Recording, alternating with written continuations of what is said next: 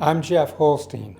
From 2009 through 2016, I was a traffic cycling instructor certified by multiple state and national cycling organizations.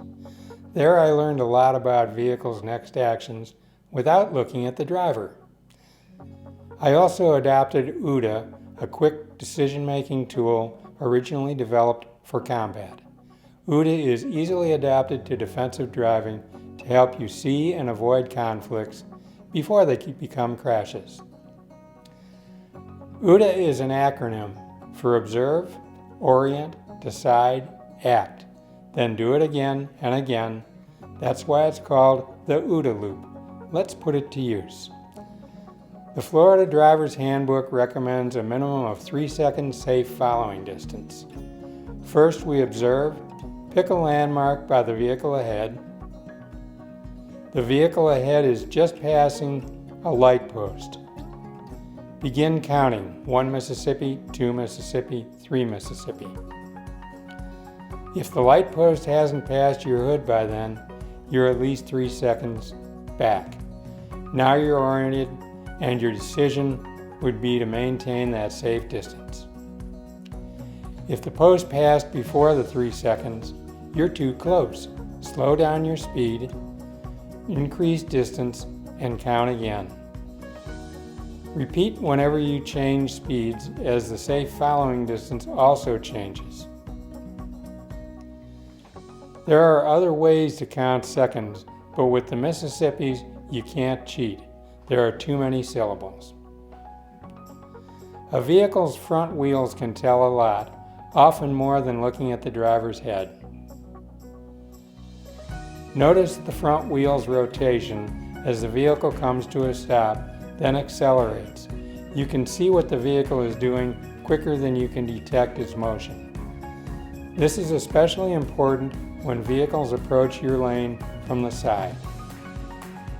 The wheels point to where the car will go when the turn is completed. So how do we use this with OODA? Intersections aren't just where you think they are. They're any place where a vehicle, cyclist, or pedestrian can enter your lane. And you should be wary of them. This is an unconventional intersection. They exist all around. The vehicles ahead show potential conflicts, and I check their wheels till I'm safely past. Approaching any intersection from stop sign to signalized, I scan and observe and orient, all the way from the left and right sidewalks. There are 2 basic scan patterns that I use. The first is a simple stop sign. At a stop sign, I come to a complete stop at the stopping bar and first check full right for pedestrians and cyclists, then for right to left traffic, then across for pedestrians, cyclists, and opposing traffic, then full left for pedestrians and cyclists, finally for left to right traffic. If turning right and it's clear, I check full right again, then go. If there's left to right traffic, I wait for the gap, and as it approaches, I check full right and then back left and go when clear. If turning left as the gap to the left approaches, I look across traffic, full right for pedestrians and right to left traffic. And when clear, double check left and go. This is a lot to check, but with practice you can do it quickly, and by the way, you can't do this if you roll through the stop sign. Approaching a yield sign with a red signal, I first look right to clear the sidewalk. I treat it as a stop sign and stop short of the crosswalk. This allows me to look over my left shoulder more easily than if I pulled up to the yield sign.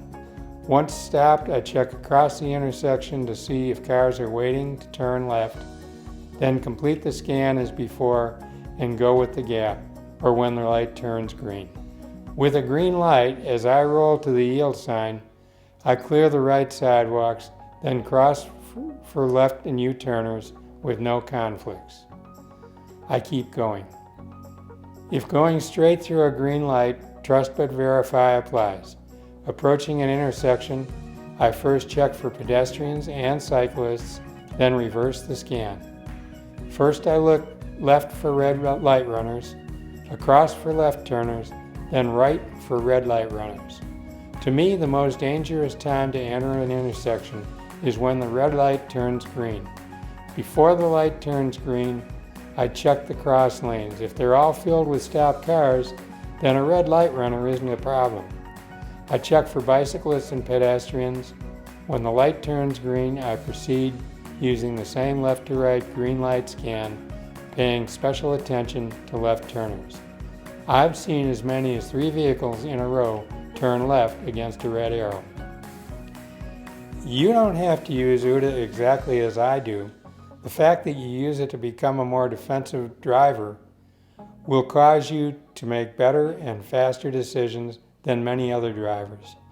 In the beginning, you'll have to mentally run through the steps at each potential conflict. After using it for a while, getting in the vehicle will bring OODA to mind, and as you drive, the steps will occur automatically. If you find yourself becoming distracted, bring OODA back to your consciousness. OODA is a great tool for people of all ages, especially for older drivers. As we age, we lose strength, balance, and cognitive skills unless we do something about it. There are many studies that say exercising a few hours a week can benefit all 3, regardless of how old you are when you start. OODA is a useful tool, and exercise is the enabler. So the choice is yours. Do you want to drive more defensively, reduce the risk of a crash, and extend your driving years? If so, start exercising and use the OODA Loop while driving.